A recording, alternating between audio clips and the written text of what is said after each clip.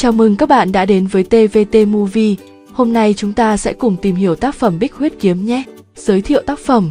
Bích Huyết Kiếm là một tiểu thuyết võ hiệp của nhà văn Kim Dung, được đăng lần đầu tiên trên Hương Cảng Thương Báo từ ngày 1 tháng 1 năm 1956 đến ngày 31 tháng 12 năm 1956.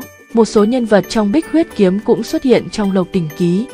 Bích Huyết Kiếm được chuyển thể thành phim với nhiều phiên bản nổi tiếng như Bích Huyết Kiếm năm 1985 với sự tham gia của các diễn viên Huỳnh Nhật Hoa, Mao Thuấn Quân, Miêu Kiều Vĩ, Tăng Khánh Du, Trần Tú Châu, Trang Tịnh Nhi. Tân Bích Huyết Kiếm, Khí phách anh hùng năm 2000 với sự tham gia của các diễn viên Lâm Gia Đống, Giang Hoa, Sa Thi Mạn, Ngô Mỹ Hạnh, Quan Bảo Tuệ, Mã Đức Trung, Mạch Trường Thanh.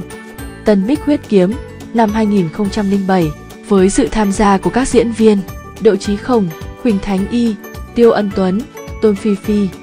Các bạn đang xem video trên kênh TVT Movie, hãy nhấn thích và chia sẻ video nhé. Tóm tắt tác phẩm. Bối cảnh câu chuyện ở vào cuối thời nhà Minh, 1630 đến 1644. Tướng lĩnh Viên Sủng Hoán bị kẻ xấu cáo buộc oan tư thông với ngoại viên và bị Hoàng đế Sủng Trinh xử tử.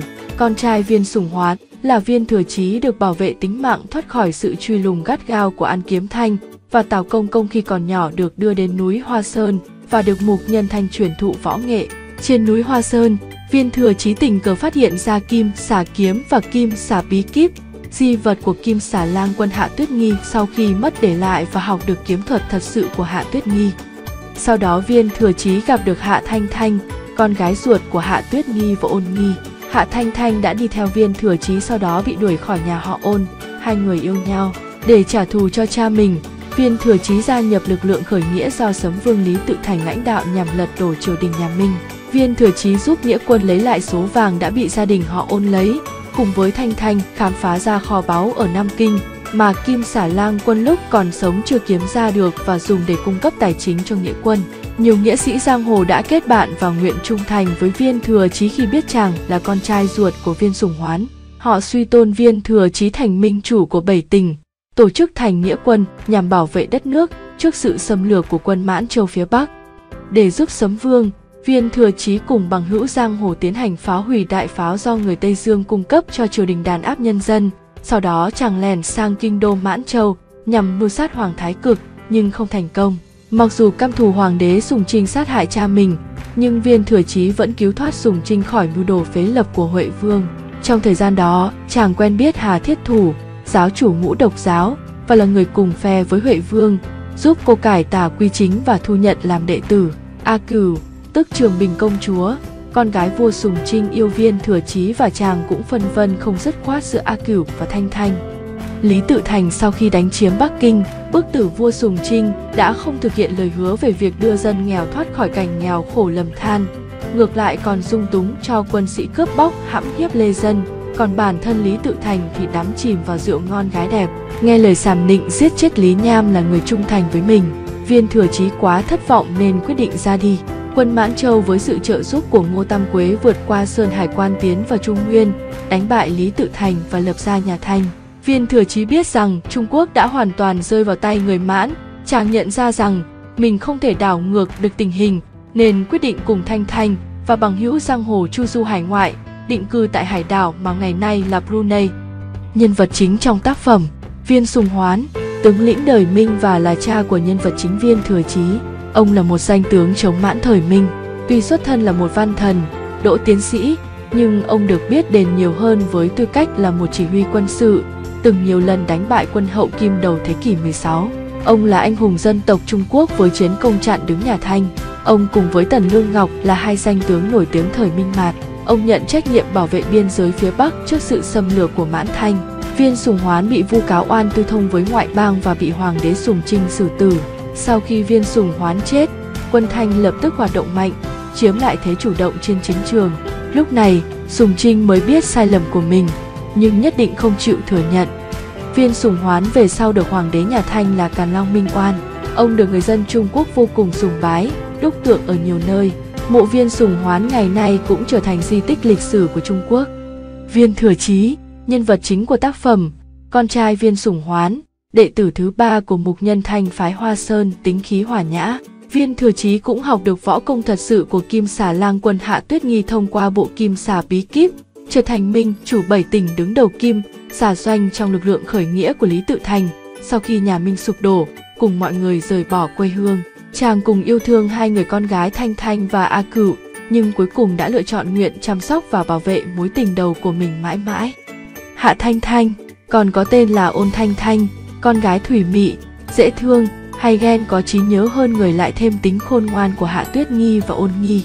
Cô là người Kỳ Tiên phái ở Chiết Giang, thành viên của gia đình họ Ôn, nên từ nhỏ nàng thích gì được nấy, nhưng luôn bị hắt hủi trong dòng tộc họ Ôn. Thanh Thanh là cô gái xinh đẹp, thông minh và rất có khí chất. Nàng thổi sáo hay, võ công tài giỏi, mưu trí không thua bất cứ bậc nam tử đại trượng phu nào, nên được Thừa Chí tôn trọng và yêu thương. Nàng cũng rất yêu Viên Thừa Chí, nên sau khi mẹ cô bị Ôn gia xa lánh, thấy tủi thân khi biết Kim Xà Lang Quân đã mất và để lại tuyệt bút, vì có linh tính nghĩ rằng hương hồn của chồng sau khi chết không được siêu thoát, và cô đơn lẻ bóng một mình vì gây ra nhiều tội ác với nhà họ Ôn thời quá khứ, cũng như muốn ở bên cạnh mãi mãi với hương hồn của chồng mình, nên quyết định lựa chọn cái chết bằng cách dùng kim xà chùy đâm vào thân thể cô. Sau khi mẹ cô mất, cô đã đi theo Viên Thừa Chí làm bạn đồng hành. Thanh Thanh hay ghen với những thiếu nữ có quan hệ với Viên Thừa Chí như An Tiểu Tuệ, bạn Thanh Mai Trúc Mã, mỹ nhân Tiêu Uyển Nhi xinh đẹp, Hành Nhã, và thậm chí là A Cửu, công chúa tài sắc vẹn toàn của Hoàng đế Sùng Trinh. Cô gái khiến Viên Thừa Chí ngày nhớ đêm mong, vẻ đẹp hoa nhường nguyệt thẹn, như hoa như ngọc của nàng, nên Thanh Thanh xem là kẻ thù cướp mất người nàng yêu nhất. Nàng được ví như một bông hoa đẹp nhưng có gai nhọn và rất độc. Sau khi nhà Minh sụp đổ, Thanh Thanh cùng Viên Thừa Chí rời bỏ quê hương, vui vẻ bên nhau trọn đời, đi cùng với giáo chủ của Ngũ Độc giáo Hà Thiết Thủ Tiêu Thục Thận. Nàng chấp nhận tha thứ cho chàng họ Viên tội thiếu trung thủy. A Cửu, tức Trường Bình công chúa, con gái yêu của vua Sùng Trinh, kẻ thù giết cha của Thừa Chí. Cô có vẻ đẹp khuynh đảo thành tự, thanh lệ, cao nhã, với làn da trắng, đôi má đỏ hồng, đôi mắt to và sáng, cặp chân mày cong vút, giọng nói trong trẻo, thân thể quý phái, tính tình khả ái, dịu dàng, giàu lòng trắc ẩn, giỏi thi ca họa và âm nhạc, là đồ đệ của Trình Thanh Trúc, bang chủ Thanh Trúc bang. Sau đó tình cờ gặp và yêu say đắm Viên Thừa Chí, hy sinh cho chàng nhiều thứ. Khi Lý Tự Thành tấn công Bắc Kinh nhà Minh, A Cửu bị Sùng Trinh chặt đứt một cánh tay, nhưng đã được Viên Thừa Chí cứu sống. Cuối tiểu thuyết, A Cửu quyết định cắt đứt tình cảm với Viên Thừa Chí, mặc dù còn rất nặng tình với chàng, và xuất gia làm ni cô, bái Mộc Tang đạo nhân làm sư phụ, lấy pháp danh là Cửu Nạn, sống cuộc đời buồn nhiều hơn là vui. Cô cũng xuất hiện lại trong Lộc Đỉnh Ký. Hạ Tuyết Nghi, hiệu là Kim Xà Lang Quân, võ nghệ cao cường với kim xà kiếm pháp và kim xà chùy oai phong giang hồ. Ông hấp dẫn phụ nữ với vẻ ngoài quyến rũ hào hoa và tinh thần nghĩa hiệp, đã có 2 cuộc tình với Hà Hồng Dược và Ôn Nghi.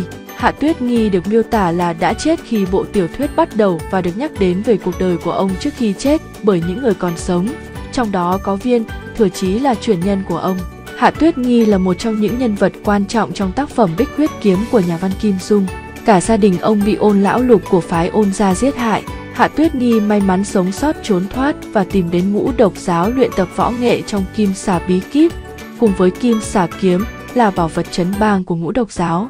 Trong lúc thâm nhập lại vào Ngũ Độc giáo để cướp kim xà kiếm trả thù cho gia đình, ông vô tình tìm được bảo vật thứ 3 của họ, là một bản đồ kho báu mà sau này đứa con gái ông cùng Viên Thừa Chí tìm thấy, đưa cho Lý Tự Thành dùng để nuôi binh khởi nghĩa lật đổ nhà Minh. Mang mối thù không đội trời chung với Ôn gia, ông quyết giết 50 người và làm nhục 10 phụ nữ khác trong gia đình họ Ôn.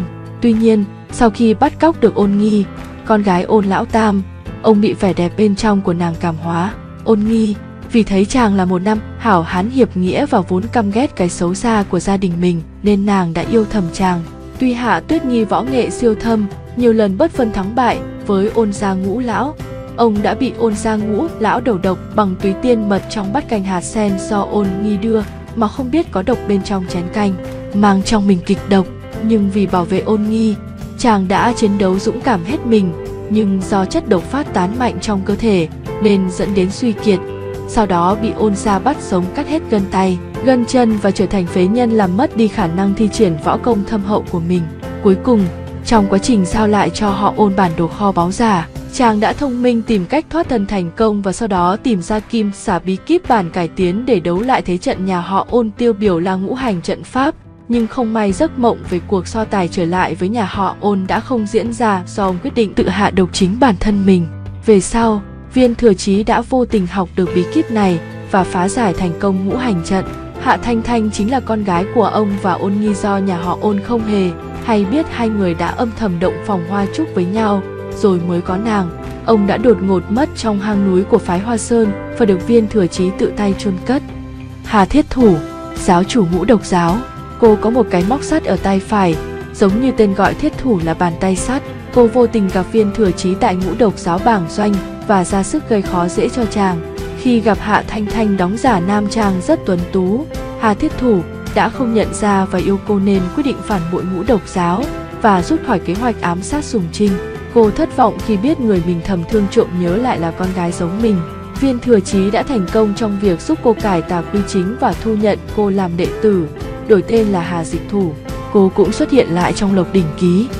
Cảm ơn các bạn đã xem video trên kênh TVT Movie. Nhớ đăng ký kênh để xem được những video mới nhất nhé.